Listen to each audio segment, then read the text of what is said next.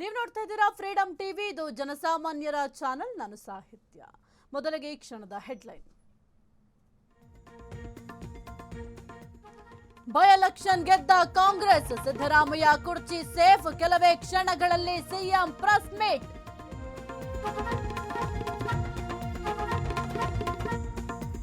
ಬಂಗಾಳದಲ್ಲಿ ಹಿಂಸಾಚಾರ ನಡೆಯಲ್ಲ, ಇನ್ನು ಮುಂದೆ ಅಭಿವೃದ್ಧಿ ಪರ್ವ, ದೀದಿ ವಿರುದ್ಧ ಸೋಮಣ್ಣ ಕೆಂಡ.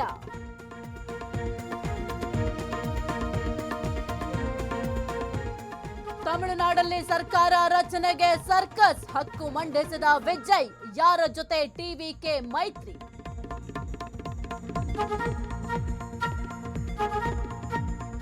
ವಿವಾದದ ಸುಳಿಯಲ್ಲಿ ಚೇತನ್, ಅಣ್ಣಾವ್ರ ಅಭಿಮಾನಿಗಳಿಂದ ಪ್ರೊಟೆಸ್ಟ್, ಶೇಷಾದ್ರಿಪುರ ಠಾಣೆಗೂ ದೂರು.